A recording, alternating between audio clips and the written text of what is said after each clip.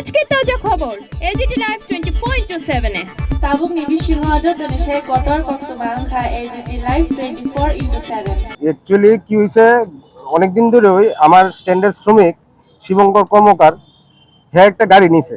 গাড়ি নেওয়াতে হ্যাঁ নাকি অনেকে প্রাণনাশের হুমকি দিতেছে, টাকা পয়সা চাইতেছে। তো হ্যাঁ এটা আমার জানাইছে। তো আমি অনেক আমার ব্যস্ততার কারণে আমি এটা লইয়া বইতে পারছি না। তো আজকে সকালে আমি স্ট্যান্ডে আসলাম না। তো স্ট্যান্ডে উনি আসলো, আমার একটা দাদা উনি আসলো।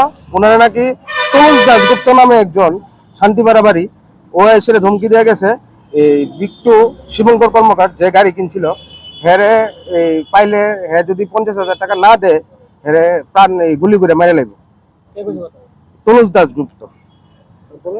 এরপরে যে সেটা তো আমি তো হ্যাঁ আমার স্ট্যান্ডার্ড শ্রমিক, শ্রমিকের লিগে তো আমার আইতে লাগবো। তো আমি হ্যার লিগে এখন থানাতে আইছি একটা কেস করানোর লিগে, কারণ হেরও তো প্রাণের একটা ইয়ে আছে। কি কারণে তার কাছে টাকা?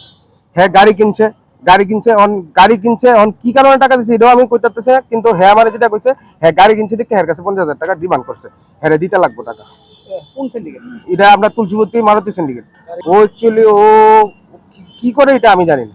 ওর নাম তনুজ দাসগুপ্ত, যেটা ওর থেকে আমি জানতে পারছি আজকে। এটা আমি ঠিক একটা জানি না।